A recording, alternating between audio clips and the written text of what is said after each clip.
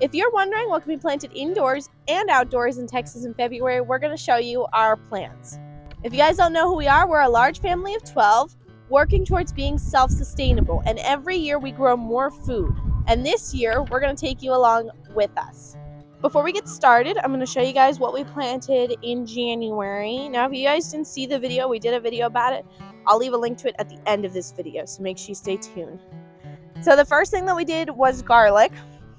And I know that it was late for garlic here in January, but we wanted to get it in. And as you can see, it looks like we're going to be on track because they're getting pretty big already.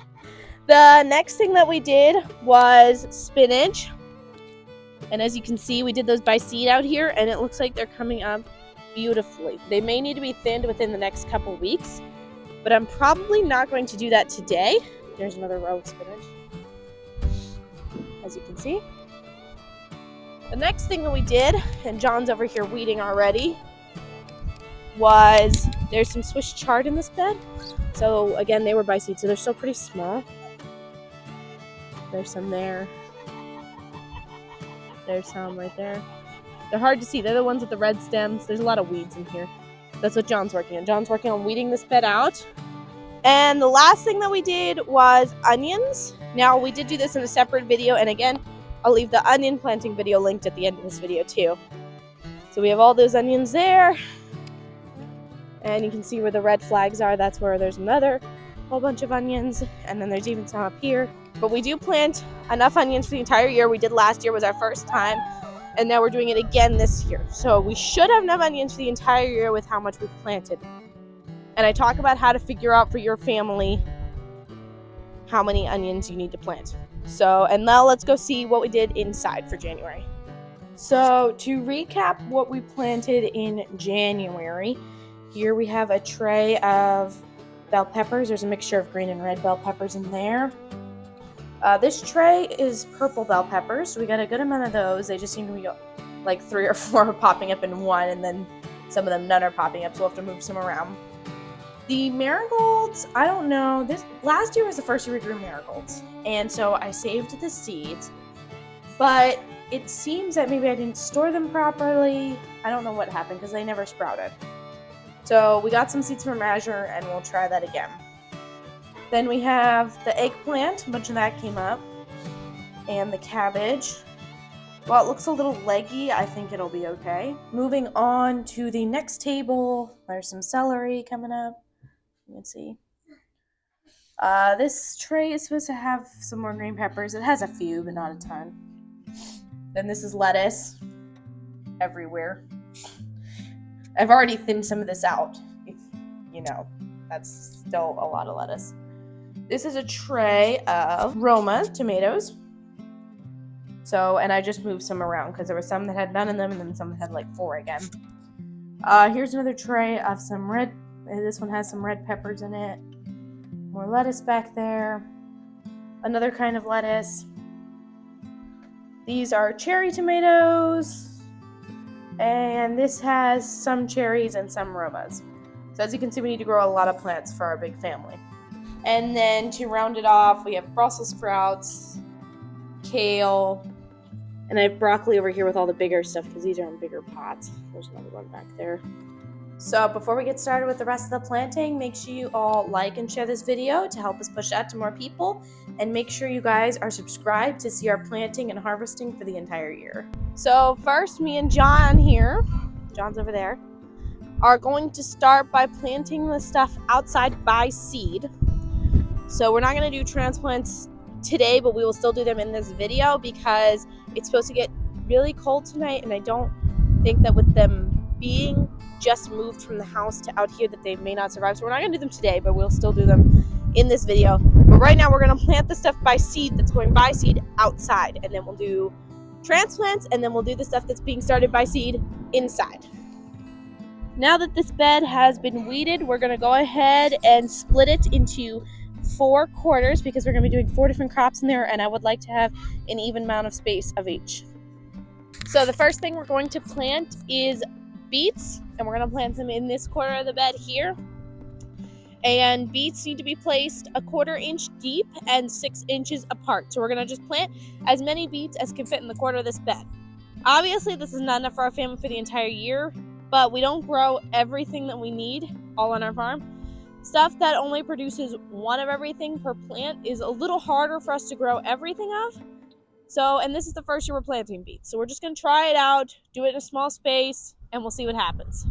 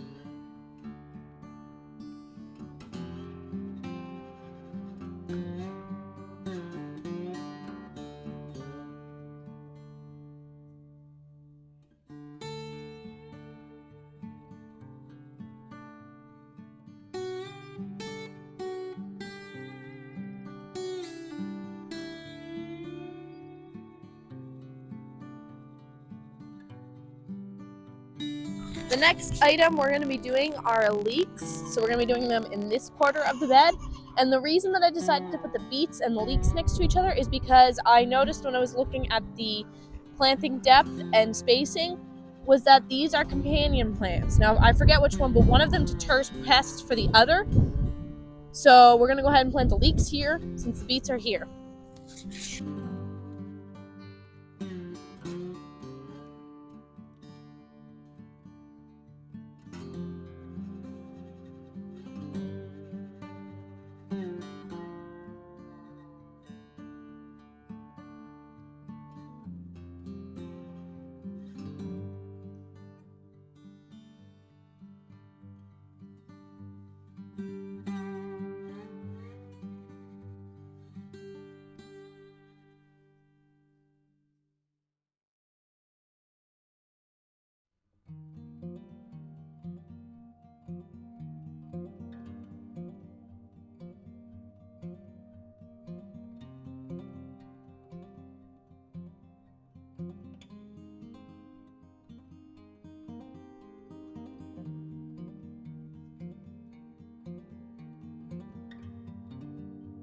And in this quarter of the bed, we're going to plant some turnips.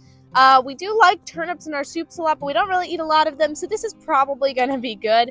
We also get some in some of our Azure fruit and veggie boxes, so we don't really need to plant a lot of turnips. Like I said, this is just for stuff that we've been wanting to try out. We have some seeds for, and we're just planting a little bit of it in this bed, and we're going to use this bed for summer planting later.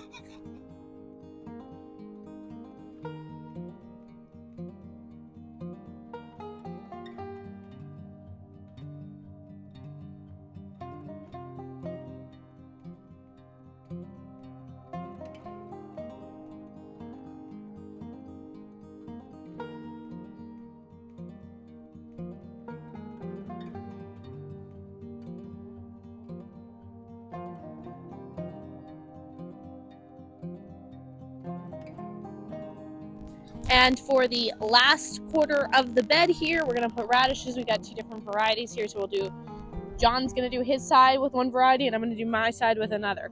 Radishes is something that we did do last year, but it's one of those things that we don't really eat a lot. So it's just like, it's nice to just get a few from the garden.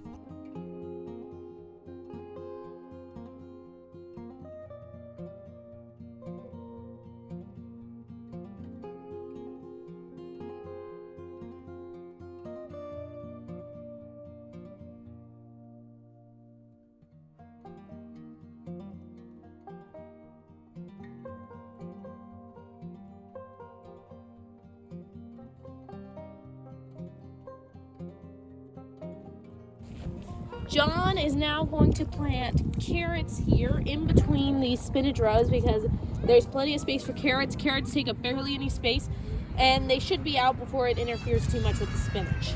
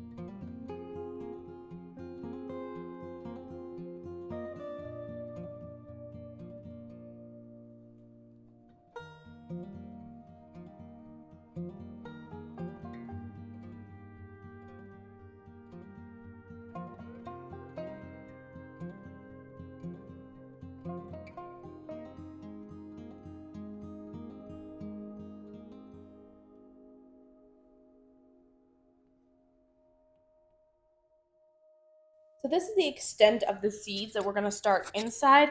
And because I'm not moving the transplants out today, I'm just going to start them in some plastic bags with paper towels. So we're going to start some jalapeno peppers, some orange bell peppers. Now, like I said, we have green, red, and purple. We did not have any orange bell pepper seeds, so Mom got some from Azure.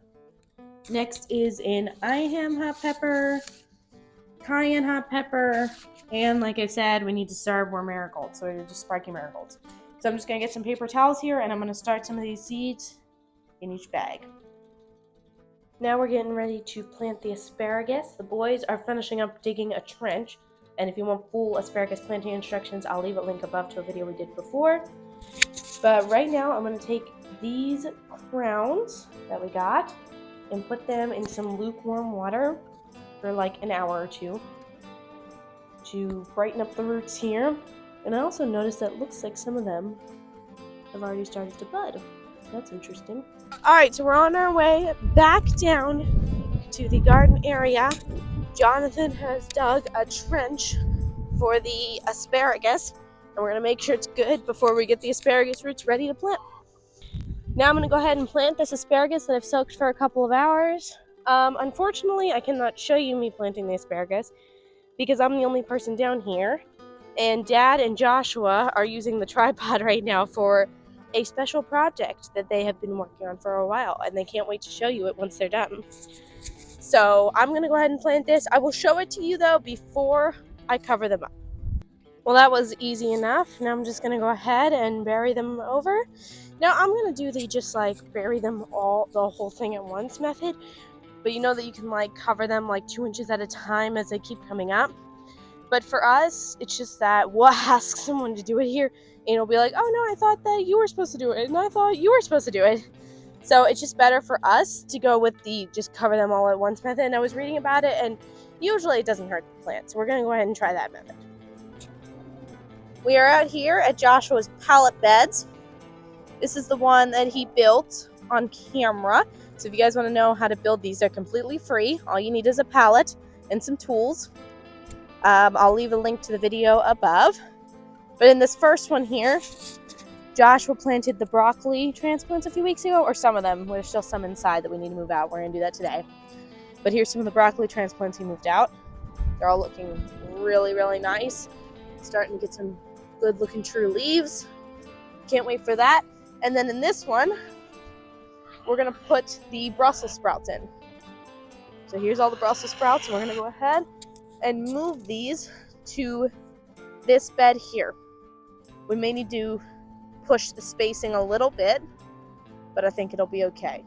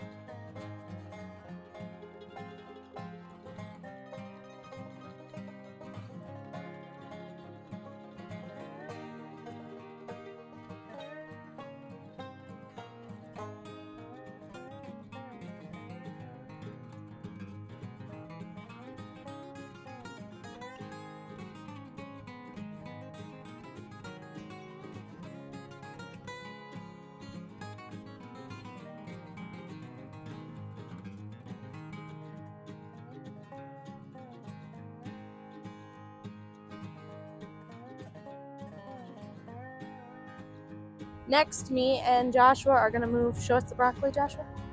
We've got a few pots that look like that with broccoli still, even though he puts them in the bed up there. So we have all these 10-gallon grow bags. And we're going to put kale and the rest of the broccoli in those. So we're going to put probably gonna grow mostly baby kale with a few big size kale plants. So I'm gonna put 9 per pot on the kale, and then we'll harvest like 8 out of each pot as baby kale. And then the broccoli, we're probably gonna try and put 2 or 3 plants in each pot, and if it seems to be too many plants, we'll move them later.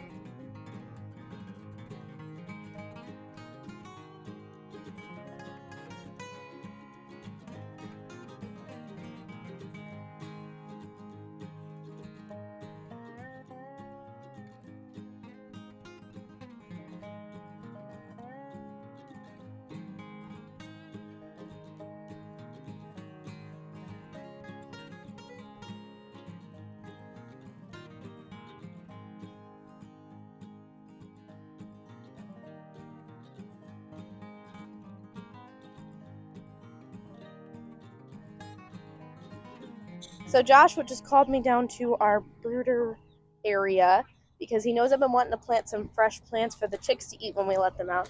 And he surprised me by moving some curly dock that we had in the garden, which is a very invasive weed, but it's also edible for people and chickens. And he moved them into the brooder area so that they can spread and grow, and the chickens can eat them when they're out here. So thank you, Joshua. That was so sweet. But I'm going to add it to our February planting list because that was something I wanted to do. I wasn't sure if we should plant this next thing in February because we can still get heavy frost in our zone, but because these bare root plants started budding, I decided to plant them and we would just keep an eye on the weather and cover them when needed. So we planted 2 Candice grapes and 2 Marcus grapes. The Candice seedless is a red variety. And so we have a very heavy clay soil where we live.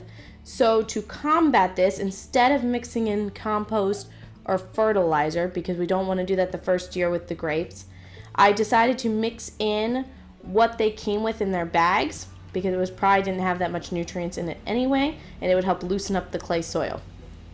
As far as depth goes for planting grapes, I planted mine just a little bit deeper than they were in their bags.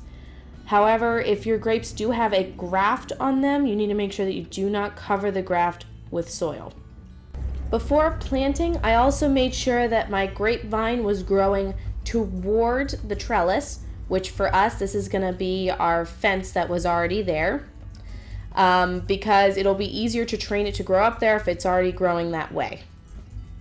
When growing seedless varieties of grapes, don't be surprised if the fruit is smaller than what you would expect. Commercial grape growers use a growth hormone to make their grapes much bigger. And the last thing I did was not stamp down on the soil, but when I water it, that will let all the soil go down around the roots.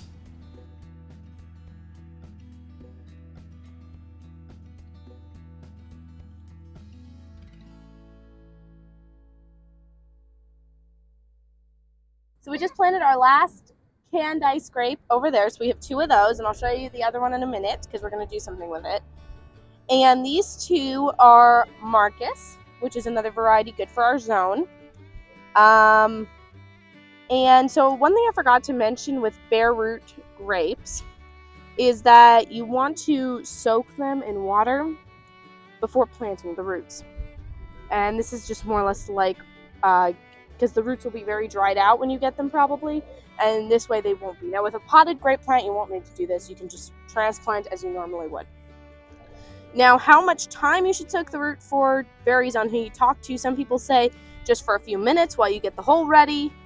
Some people say an hour, some people say 2 hours, some people even say up to 4. I just soaked mine for a couple hours, and I'm going to plant them now because it seems like a good in-between.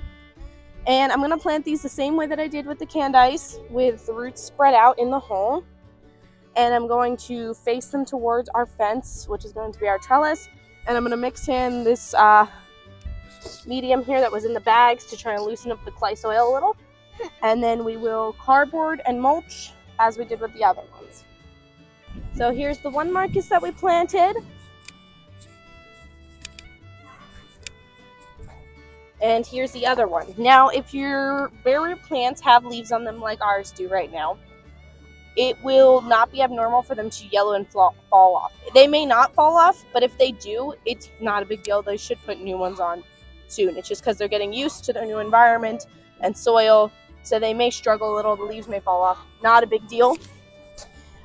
We did cardboard after we watered. As you can see, we cut a hole up there for the cardboard so that the grape could stick out, and I'm going to show you guys how to properly mulch these in a minute. But I want to talk about something else. Most of these only have 1 or 2 buds, but this one has, let's see here, 2, 3. It looks like it has about 4 or 5, and we're going to have to cut this back because we only want 2, maybe 3 buds on a grape plant when we first plant it. So if your grape plant has more than that, you're going to want to go ahead and prune them off, and I'll show you how to do that in a minute. We're going to prune the canes back. But here comes our mulch, so let's go ahead and we're going to show you how to properly mulch. So if you're going to lay down cardboard before your mulch, make sure you wet down the cardboard, which Josh already did. And then the boys here are going to lay mulch down.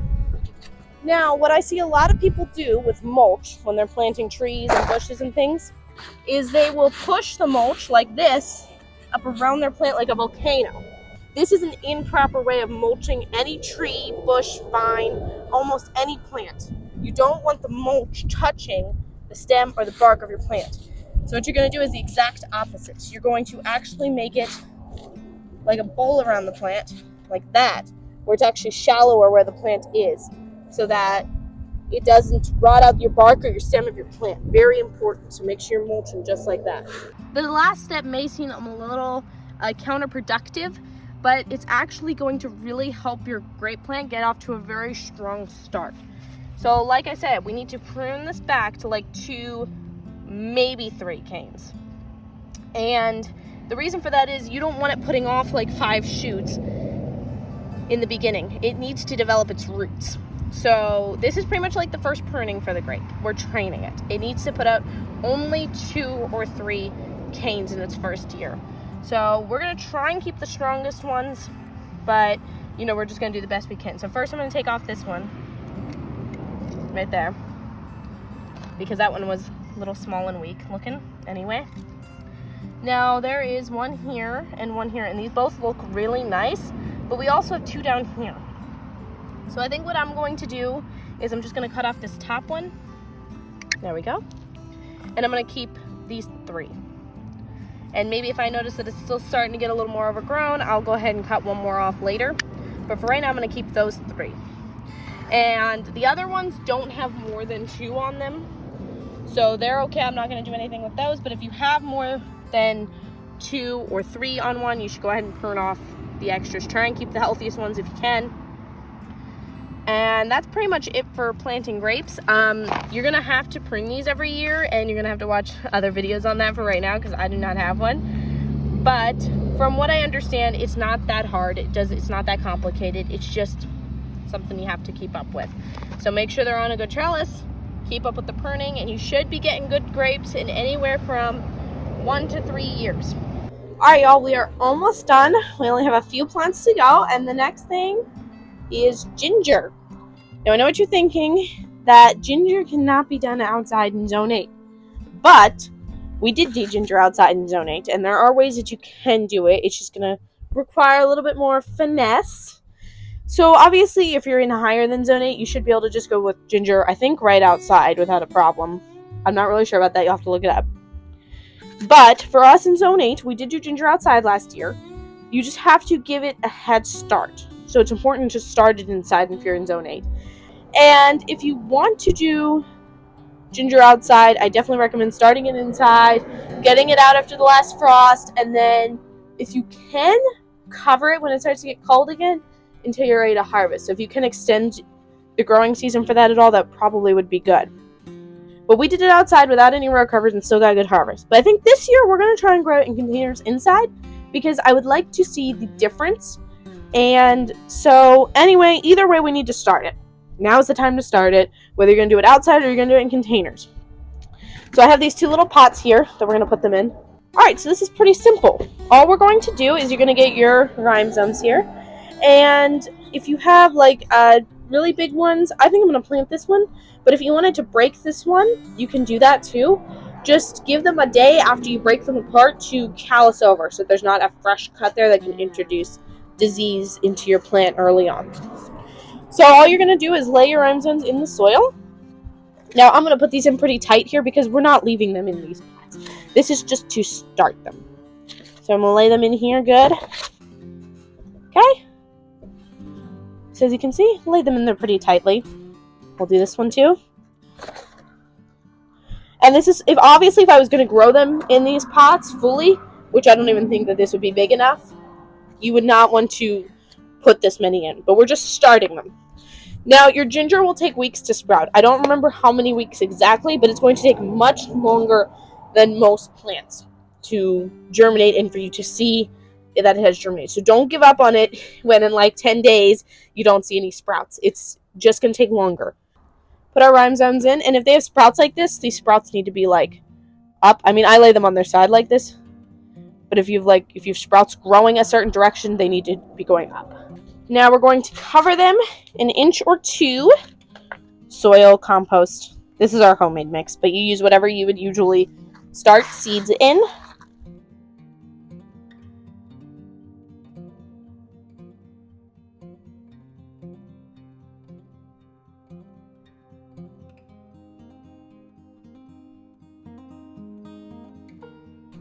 And last but not least, we're going to water these in. Now for watering your ginger, you're going to water them in, obviously, right away after you plant to get that soil all around the rhinestones. It's going to run out here, so I don't want to get it on me. And then you're going to try and hold off on watering as much as you can. You really don't want the rhinestones to be really wet before they sprout. That's important because they could easily rot.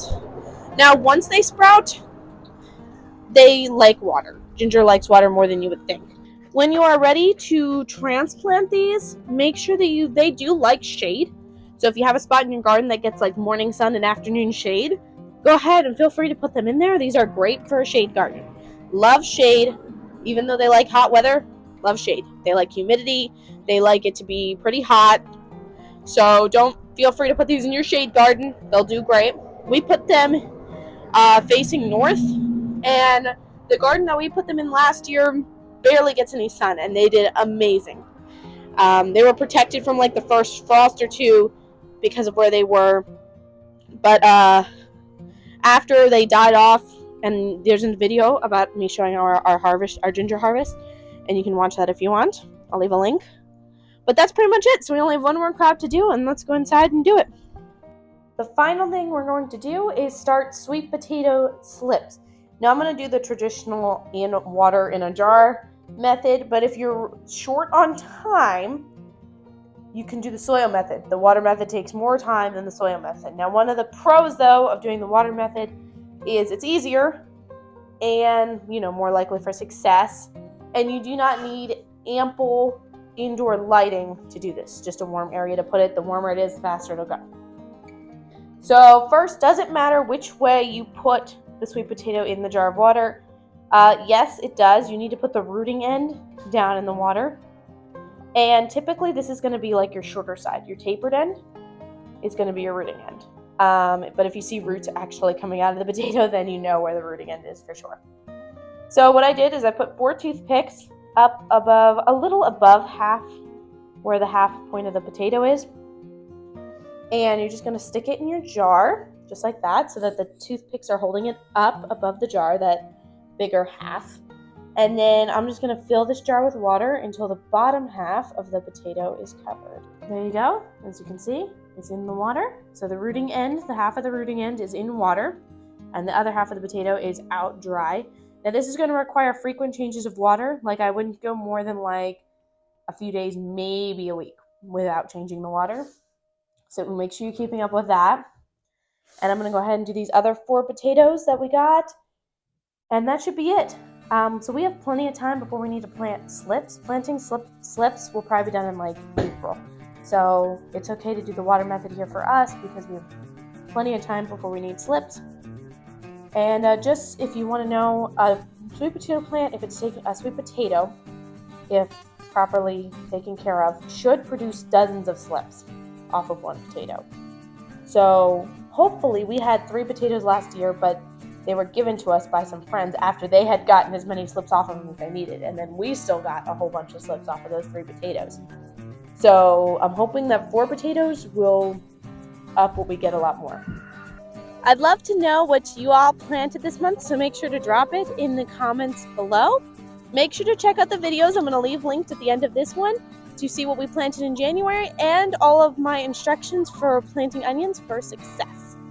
Thanks for watching. Don't forget to subscribe, like, and share. See you soon.